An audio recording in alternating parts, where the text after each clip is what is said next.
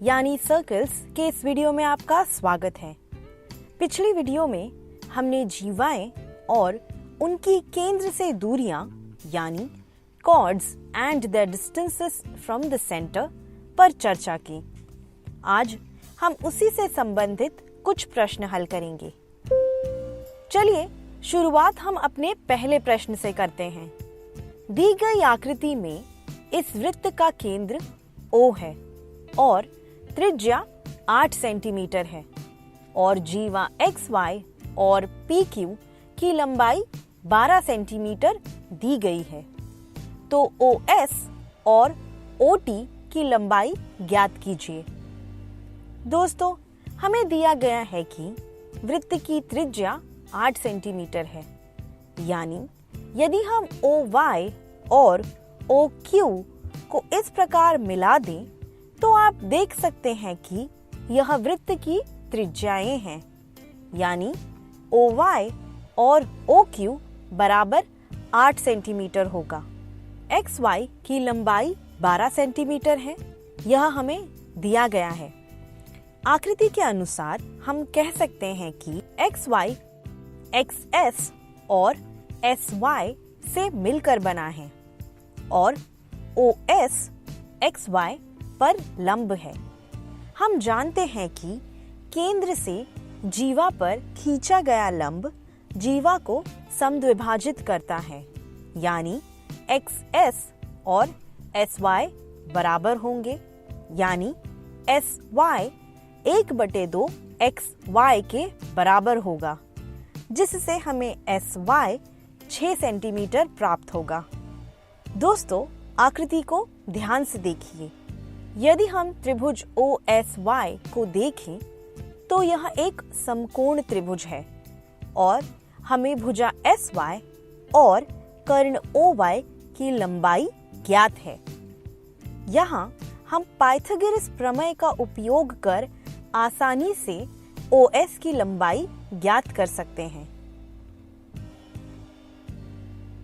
Video pause कर आप स्वयं प्रयास कर सकते हैं। हमें OS की लंबाई 2 करनी में 7 सेंटीमीटर प्राप्त हुई। अब हमें OT की लंबाई ज्ञात करनी है। आकृति के अनुसार OT केंद्र से जीवा PQ पर लंब है। प्रश्न के अनुसार XY और PQ बराबर जीवाएं हैं और हम जानते हैं किसी वृत्त की बराबर जीवाएं केंद्र से समान दूरी पर स्थित होती हैं। इसीलिए OT की लंबाई भी 2 करनी में 7 सेंटीमीटर होगी। इस प्रकार हमने OS और OT की लंबाई ज्ञात कर ली। चलिए आगे बढ़ते हैं, एक और प्रश्न हल करते हैं। दी गई आकृति में एक वृत्त जिसका केंद्र O है, उसकी त्रिज्या 10 सेंटीमीटर है और जीवा AB और PQ वृत्त के केंद्र से 6 सेंटीमीटर की दूरी पर स्थित हैं, तो जीवा AB और PQ की लंबाई ज्ञात कीजिए। दोस्तों, आकृति में यदि हम केंद्र O और बिंदु B को जोड़ें तो हमें OB प्राप्त हुआ, जो इस वृत्त की त्रिज्या है और हमें दिया गया है कि वृत्त की त्रिज्या 10 सेंटीमीटर है। इसीलिए OB 10 सेंटीमीटर के बराबर होगा और हमें यह भी दिया हुआ है कि जीवा AB वृत्त के केंद्र से 6 सेंटीमीटर की दूरी पर स्थित है, यानी OM जीवा AB पर लंब है, जिसकी लंबाई 6 सेंटीमीटर है। दोस्तों, अब आप इस समकोण त्रिभुज OMB को देखिए, जिसमें OB कर्ण है और हमें OB और OM की लंबाई ज्ञात है। इसमें पाइथागोरस प्रमेय का उपयोग कर हम आसानी से भुजा MB की लंबाई ज्ञात कर सकते हैं। वीडियो पॉज कर इसे आप स्वयं ज्ञात कीजिए। दोस्तों, हमें भुजा MB की लंबाई 8 सेंटीमीटर मिली। अब आकृति को देखिए।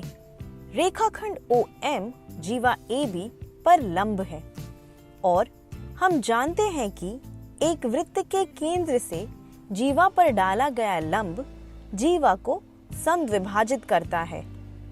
इसलिए AM और MB बराबर होंगे, यानी AM की लंबाई भी 8 सेंटीमीटर ही होगी और जीवा AB को हम AM धन MB लिख सकते हैं। AM और MB का माप यहाँ रखकर हमें AB बराबर 16 सेंटीमीटर प्राप्त हुआ। दोस्तों, ध्यान दीजिए, हमें दिया है कि जीवा PQ भी केंद्र से उतनी ही दूरी पर स्थित है जितनी की जीवा AB, यानी यह दोनों जीवाएं केंद्र से समान दूरी पर स्थित हैं। इसलिए जीवा PQ की लंबाई भी 16 सेंटीमीटर होगी, क्योंकि हम जानते हैं कि एक वृत्त के केंद्र से समदूरस्थ जीवाएं लंबाई में समान होती हैं। इस प्रकार हमने दोनों जीवा AB और PQ की लंबाई ज्ञात की।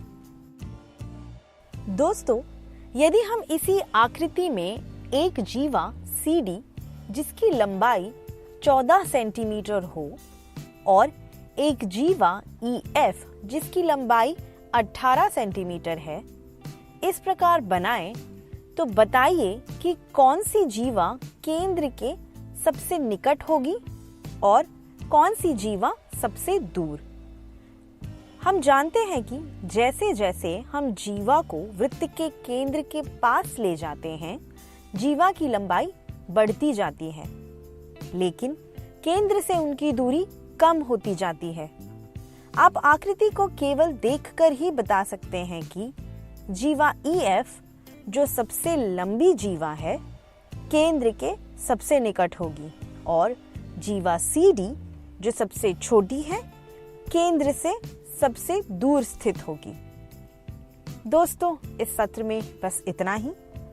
आज हमने जीवाएं और उनकी केंद्र से दूरियां यानी chords and their distances from the center पर आधारित कुछ प्रश्न हल किए। मिलते हैं अगली वीडियो में। धन्यवाद।